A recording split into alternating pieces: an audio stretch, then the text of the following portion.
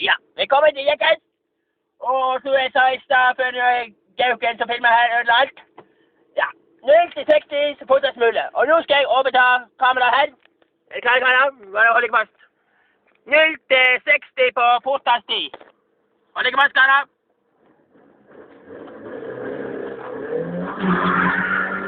Så da.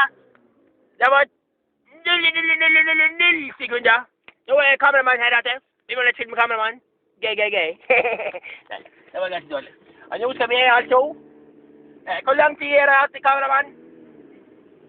3 minutter og 20 sekunder. 3 minutter? Er det hatt i så masse? Ja. Ja, men da har vi litt tid da. Da kjører vi. Nå skal vi bort på den resteplassen her borte. Filmresteplassen. Ja, det var kanskje litt langt i vekken nå, men ja. Vi kjører bort der, og så skal vi se. Og vi finner denne tøfttrikk som vi kan leke oss med Jekkes med. Vi skal bare ta litt fot her. Så vi kan komme oss fort. Nå har vi her bremsetrikk. Det var bra. Nå skal vi opp i bossbanen, tiden er glatt, ja.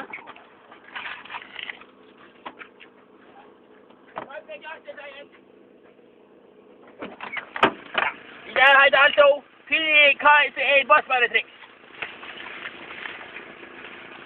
Her er det ingenting.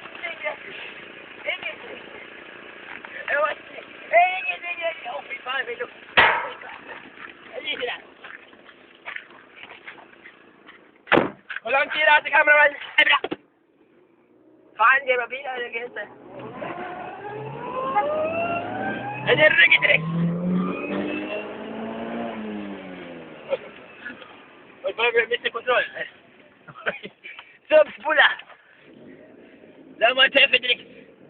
Det ser kanskje ikke så veldig bra. Ja, nå heter dette her slapp av triks. Det er bra. Ok, litt over dagens Jekkes. Over og